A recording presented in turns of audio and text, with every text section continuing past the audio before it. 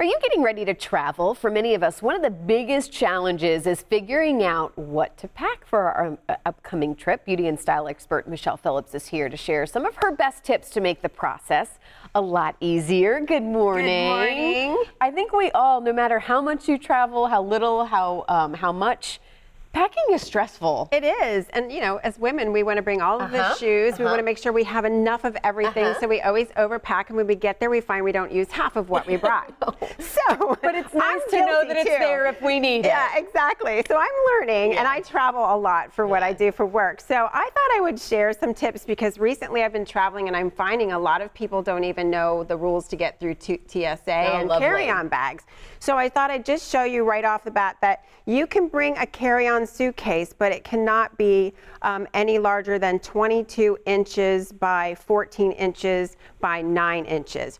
And then you also, if you bring a personal bag, it has to fit in the overhead or in the seat in front of you. Yeah. So I like to bring a personal bag and then throw a little purse in my suitcase. So that way my personal item, I can maximize the amount of things that I bring on. It's all about maximizing. Yes. And then the next thing is when it comes to liquids, if you're bringing them in your carry-on, you have to put them in a quart-size bag, and they cannot be over 3.4 ounces. So be careful that you don't have something larger than that, or they will throw it away.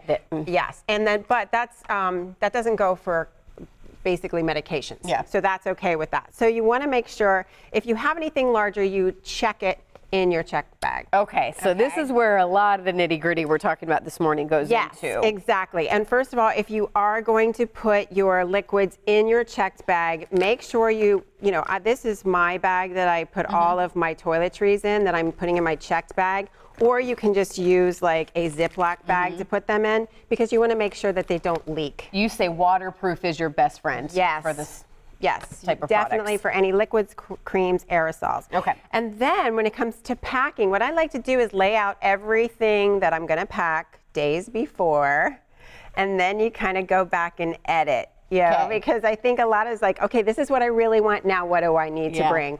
And what I really suggest you do is bring neutral colored clothes. Everything can mix and match. If you want to bring some pop of color with a couple different garments, that's fine. But I usually do like a black and a white skirt, a denim jacket, 2 different types of jeans, a dress that doesn't wrinkle, and some neutral colored t-shirts. Yeah. Because wherever you're going, whether it be cool weather or hot weather, layering is key. And if you are going somewhere in the winter time and you need a winter coat, this is my new favorite thing. This is the puffy coat in a bag. Okay, yeah, these are so popular. Basically, this comes out, and this is really, I was just in 30-degree weather last week in Memphis, Tennessee, and this is what I popped into my suitcase. So when I arrived, I could pull it out instead of wearing this big, heavy coat. Yeah, and especially with us here in Florida, it's warmer here, but then you go somewhere else. Yeah, and you're like bringing this big wool coat, and it's really cumbersome. And, the other thing is make sure you put your shoes in shoe bags. I also just maybe bring 1 pair of pumps, a really nice, comfortable walking shoe, and tennis shoes. Because your shoes have a lot of bacteria on the bottom of them, like E. coli from bathroom floors and stuff, so you don't want this touching your clothing. And if you're going to bring a big, heavy, clunky pair of boots, I wear them on the plane. Okay. So that way it's less heavy, because if you check a bag, you can only check 50 pounds. Yeah. Without them charging you an additional fee. Now, they usually charge you a fee to check a bag, but it gets a lot more expensive if it's over 50 pounds.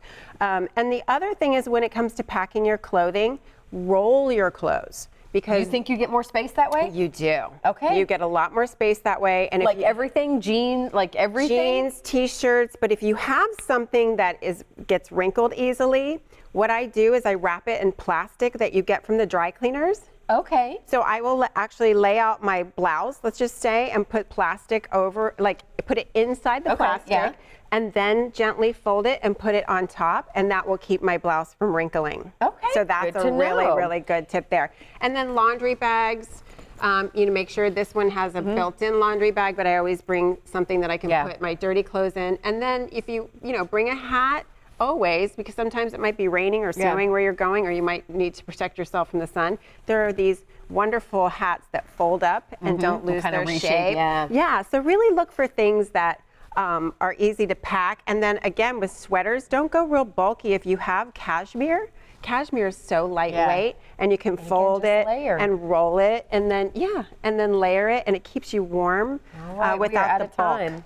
Guess what? You made me want to travel. You made me want to pack my bag and go somewhere. And pack those babies. I know. You got to I don't want pack to go with the babies. I need to keep. keep them at home. Take myself on a trip. Oh, there you go. I know, right? Well, thank you so much as always. Lots of great advice. We look forward to seeing you again soon.